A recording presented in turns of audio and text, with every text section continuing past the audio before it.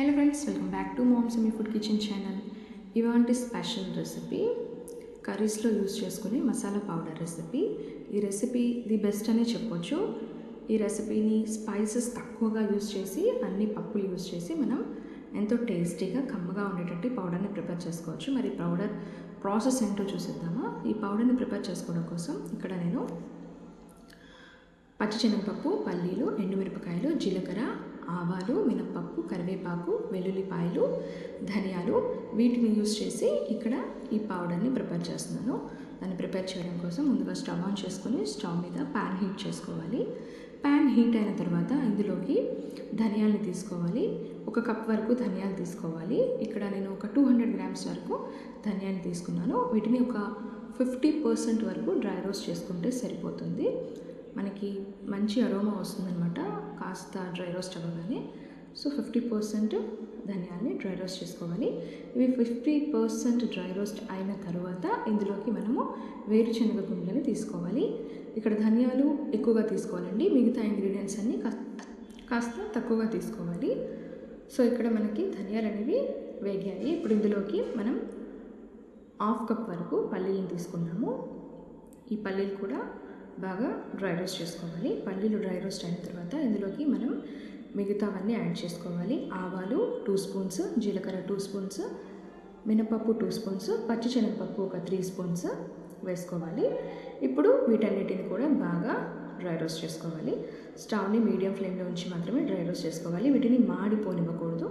ఇవి మాడిపోయాయంటే మనకి powder taste అనేది చేంజ్ అయిపోతుంది. సో వీటిని మాడకుండా గరిటెతో మిక్స్ చేసుకుంటూ స్లోగా డ్రై రోస్ట్ చేసుకోవాలి. ఇవన్నీ కూడా కాస్త డ్రై రోస్ట్ అయిన తర్వాత ఇందులోకి కరివేపాకు ఆకును కూడా వేసుకోవాలి, ఒక 1/2 కప్ వరకు. ఇప్పుడు ఈ ఆకును కూడా కాస్త డ్రై రోస్ట్ చేసుకోవాలి. ఇప్పుడు ఇవన్నీ కూడా డ్రై రోస్ట్ అయిన తర్వాత ఇందులోకి 1/2 కప్ వరకు తేజ మిరపకాయలండి. ఇవి కాస్త కారం ఎక్కువగానే ఉంటాయి కాబట్టి నేను ఇక్కడ 1/2 కప్ వరకు తీసుకున్నాను. ఒక 10 వరకు తీసుకున్నాను. అండ్ మిగతావి రౌండ్ మిరపకాయలు తీసుకున్నానండి, చిన్న మిరపకాయలు. ఇవి స్పైస్ తక్కువగా ఉంటాయి. సో అవి సగం ఇవి సగం తీసుకున్నాను. నాకు స్పైస్ మీడియంగా కావాలి కాబట్టి మీరు ఎక్కువగా కావాలనుకుంటే అన్ని తేజ మిరపకాయలని యూజ్ చేసుకోవచ్చు. ఇప్పుడు ఈ మిరపకాయలు కూడా బాగా డ్రై రోస్ట్ అయ్యే విధంగా ఫ్రై చేసుకోవాలి. ఇవన్నీ కూడా బాగా ఫ్రై అయిన తర్వాత స్టవ్ ఆఫ్ చేసేసి వీటిని ఒక ప్లేట్లోకి తీసేసుకోవాలి. ఒక ప్లేట్లోకి తీసుకొని కంప్లీట్గా చల్లార్చుకోవాలి. కంప్లీట్గా చల్లార్చుకున్న తర్వాత మాత్రమే మనం మిక్సీలో పౌడర్ లాగా వేసుకోవాలండి. కంప్లీట్గా చల్లారక ముందు మనం మిక్సీలో పౌడర్ వేసుకుంటే మనకి మిక్సీ మూత అనేది ఊడిపోయి పౌడర్ అనేది పడిపోతుంది. సో ఇప్పుడు వీటిని ఒక ప్లేట్లోకి తీసుకోవాలి.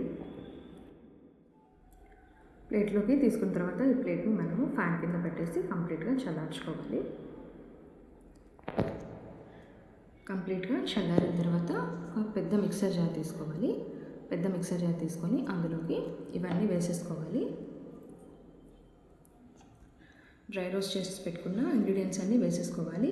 ఇవన్నీ వేసేసుకున్న తర్వాత ఫైనల్గా మనం వెల్లుల్లిపాయలు ఒక 20 వెల్లుల్లిపాయ రెమ్మలు మనం మిక్సర్ జార్లోకి వేసేసుకోవాలి.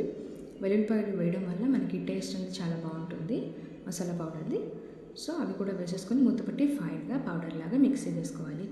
అంతేనండి. దీన్ని మనము 1 మంత్ వరకు ఫ్రిడ్జ్లో పెట్టి స్టోర్ చేసుకోవచ్చు. బయట అయితే ఒక 15 డేస్ వరకు స్టోర్ చేసుకోవచ్చు. అంతేనండి. ఎంతో సింపుల్గా టేస్టీగా ఉండే curry masala powder recipe ready అయిపోయింది. మీకు కనుక ఈ రెసిపీ నచ్చినట్లయితే నా ఛానల్ని తప్పకుండా సబ్స్క్రైబ్ చేసుకోండి.